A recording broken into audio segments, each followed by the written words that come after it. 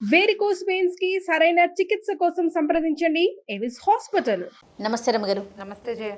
రమగారు, సొంతంటి కళ నెరవేర్చుకోవాలని ప్రతి ఒక్కరికి ఉంటుంది. చాలా కష్టపడతాం. దాంతోపాటు భగవంతుని కూడా కోరుకుంటూ ఉంటాం. దేవుడా నాకు ఒక ఇంటిని ప్రసాదించు, నేను ఒక ఇల్లు కొనుక్కోవాలి, ఒక ఇంటి వాడిని అవ్వాలి, అట్లా కదా. పలానా గుడికి వెళ్తే మన సొంతింటి కళ నెరవేరుతుంది, ఇల్లు కట్టుకుంటాము. అలా ఏమన్నా అలాంటి ఆలయాలు కానీ, లేకుంటే ఏదన్నా మంత్రాలు కానీ, స్తోత్రాలు కానీ చదువుకోవటం, ఇలాంటివి ఏమన్నా ఉన్నాయా రమగారు? పెద్దవాళ్ళు ఏవో రకరకాలు చెప్తారు జయ. ఈ గృహయోగము అనేది జాతకాన్ని బట్టి ఉంటుందని చెప్తారు. కొన్ని గ్రహాలు కొన్ని చోట్ల ఉంటే గృహయోగం కుదురుతుంది. ఈ సంవత్సరం ఇల్లు కొనుక్కోవచ్చు అలా చెప్తారు. మనం ఈ న్యూ ఇయర్ ఇవి చూస్తాం కదా, సంవత్సర ఫలితాలు. అప్పుడు గృహయోగము, వాహన ప్రాప్తి, రాజయోగము అలాంటివి గృహయోగాలు ఉంటాయి.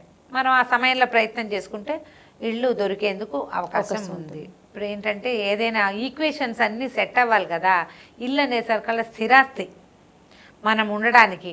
మళ్ళీ మళ్ళీ చెయ్యమని ఇంకో 10 లక్షలు, ఇంకో 5 లక్షలు, ఇంకో 10 లక్షలు అన్ని పెడుతూ ఉంటారు. చిన్నవాళ్ళైనా ఎవరి శక్తి అనుసారం వాళ్ళు. పెద్దవాళ్ళు కోట్లలో పెడతారు, చిన్నవాళ్ళు లక్షల్లో పెడతారు. ఇప్పుడు లక్షలు లేనిదే ఎవరికైనా రాదు ఇల్లు. వేలల్లో ఇల్లు వచ్చేవి రోజులు కావు కదా, అస్సలు కాదు. కాబట్టి ఎంతో కొంత మనం అనుకున్న దాని మీద 10, 20, 25 ఎక్కువ అవుతుంది. డబ్బులు, లోన్లు, మన దగ్గర ఆల్రెడీ కొంత లిక్విడ్ క్యాష్, ఎవరైనా చేయబదులు ఇచ్చేందుకు అవకాశాలు, తర్వాత మనకు నచ్చేది, మనకు కావాల్సిన ఏరియా ఎన్నున్నాయి. ఈ ఈక్వేషన్ అంతా సెట్ అయితే కానీ ఇల్లు కుదరం. అయితే చాలా సంవత్సరాల క్రితం తిరుపతి వెళ్తే మేము నడిచి ఎక్కాం. వీరికి అనారోగ్యం వచ్చినప్పుడు దాదాపుగా ఒక 10-11 ఏళ్ళు అయింది, 12 ఏళ్ళు కూడా అయిందేమో. మెట్లెక్కి వెళ్ళాము. శ్రీవారి మెట్టు మీదుగా వెళ్ళాం. మేము నలుగురం కాకుండా మా విజయక్క ఇచ్చింది మాతోటి. అప్పటికి మేము ఇంకా ఇల్లు కొనలా, ఇళ్ళు లేవు అప్పటికి. ఏదో క్లినిక్ కోసం కొన్న ఫ్లాట్ ఉంది కానీ అందులో మేము ఉండటల్లా, దాన్ని ఇల్లుగా కూడా భావించలే అసలు.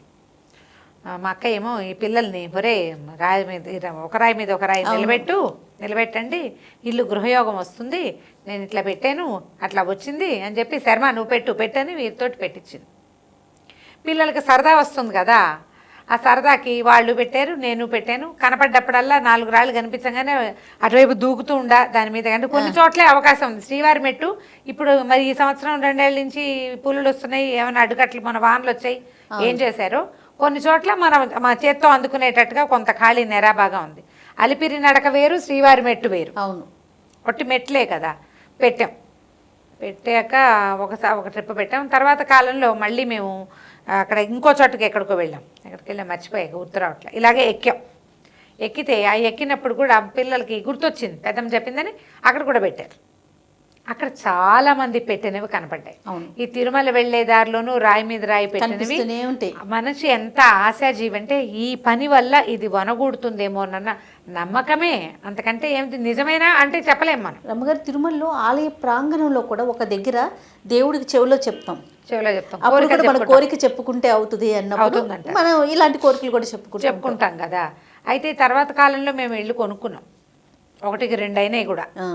అయితే మా అక్క ఏంటంటే నీతో నేను రాళ్ళు పెట్టించడం వల్ల సరే ఈక్వేషన్స్ అన్నీ సెట్ అయినాయి, ఇది తోడయ్యింది.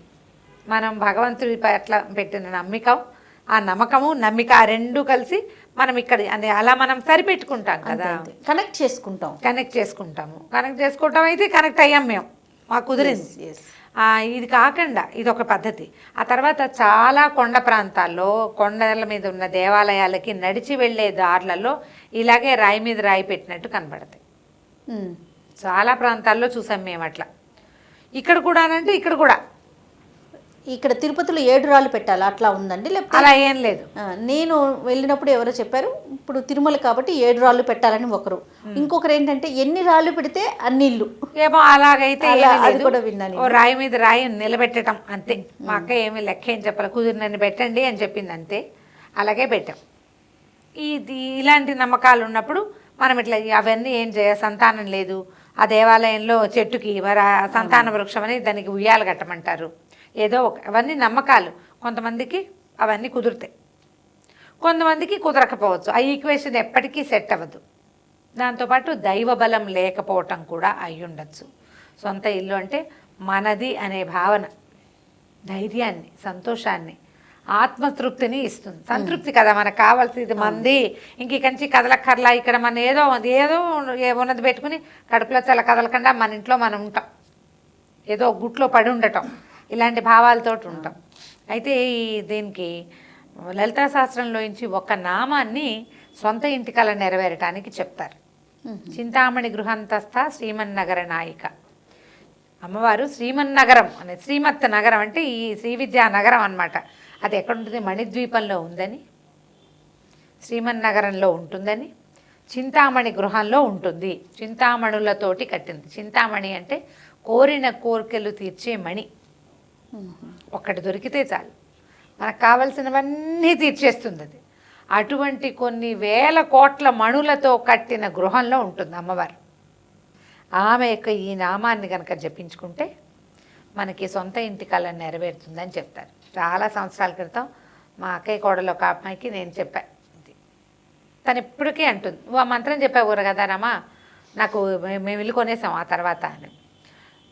ఎవరి నమ్మకం వాళ్ళది. అంతేనండి, అంతే. ఇప్పుడు దాన్ని నిత్యము జపించుకుంటూ ఉంటే సొంత ఇంటి కళ నెరవేరుతుంది అని చెప్తారు. దీనికి ఉపదేశం అది అక్కర్లేదని ఒక పెద్దవారు ఎవరో కూడా పుస్తకాలు ఏవో ప్రింట్ చేశారు. అందులో కనపడుతుంది, చింతామణి గృహాంతస్థ శ్రీమన్నగర నాయిక. ఈ మంత్రాన్ని జపిస్తే అవకాశాలు ఉంటాయి, అవకాశాలు దొరుకుతాయి, లభిస్తాయి. మన ఈక్వేషన్ సెట్ అవుతుంది. ఈక్వేషన్ సెట్ అవుతుంది. మనకు అవకాశాన్ని బట్టి ఎక్కడో ఒక చోట నుంచి ఓ ఇల్లో వాకిలో ఏర్పడుతుంది. ఇదేంటంటే ఎప్పుడు పడితే అప్పుడు కాకుండా ఏదైనా ఒక నియమం పెట్టుకుని రోజు పొద్దుటిపూట దీపారాధన చేసుకున్నప్పుడు దీపం పెట్టుకునే అలవాటు ఉన్న వాళ్ళు ఉంటారా, వాళ్ళు స్నానం చేశాక దీపం పెట్టుకోవటం. ఆ మామూలుగా మీరు రోజువారీ చేసుకుని పూజ చేసుకుని లలిత అమ్మవారికి ఉంటే ఒక దండం పెట్టుకుని, లేకపోతే పార్వతీదేవో మనం ఎల్లమ్మ తల్లి, మనం ఎవరు ఏ అమ్మ నమ్మితే ఆ అమ్మ పటం ఉంటుంది కదా, అక్కడ దండం పెట్టుకోవటం. మనకి ఇదేంటంటే సాకార రూపి అయిన అమ్మవారు అని అనటానికి వీల్లేదు. ఏంటి పరాశక్తిని కొలిచే నామమే అన్నమాట ఇది. ఆమె కోసం ఈ నామాన్ని కనుక ఓ 11 సార్లను 21 సార్లను 108 సార్లను జపించుకుంటూ ఉంటే కుదురుతుంది. ఇల్లు కుదిరేందుకు అవకాశం ఉంది. ప్రధానమైనది ఏంటంటే మైండ్ సెట్. ఇల్లు కొనాలి అంటే దానికి తగ్గట్టుగా మొదటి నుంచి ఖర్చుల మీద కొంత అదుపుంచుకోవాలి. ఇల్లు కొనేందుకు అనే ఆ ప్లాన్ ఉన్నవాళ్ళు డబ్బు పక్కన పెట్టడం నేర్చుకోవాలి. ఈ ఖర్చులు పెట్టేస్తాం, ఇల్లు కొనేద్దామంటే సాధారణంగా కుదరదు. మీ మధ్యతరగతి వాళ్ళకి, వేతన జీవులకి కుదరదు కదా చేయాలి. చిన్న చిన్న సరదాలు, ఏదైనా ఒక పెద్ద సరదా ఉంటే ఒకటి తీర్చుకోవడం, చిన్నపన్న సరదాలని కొంచెం పోస్ట్ పోన్ చేసుకోవటం, కట్ చేసుకోవటం. మొత్తానికి మానేయద్దు. బయటకు వెళ్ళి తినాలి, అది పెద్ద దానికి వెళ్ళి 4,000 ఖర్చు పెట్టకుండా 1,000లో అయిపోయేటట్టు చూసుకోండి. ఆ 3,000 మిగల్చండి. అట్లా సేవ్ చేసుకుంటూ ఉండాలి. ఎప్పటికప్పుడు సేవ్ చేస్తే ఈక్వేషన్స్ ఆటోమేటిక్గా సెట్ అవుతాయి.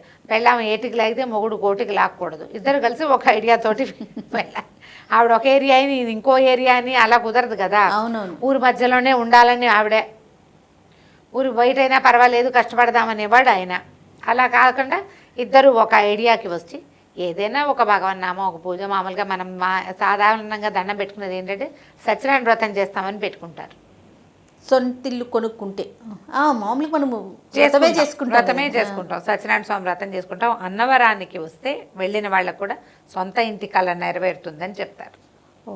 సత్యనారాయణ స్వామి ఇలాంటి వాటిలలో సత్యదేవుడు అనమాట ఆయన.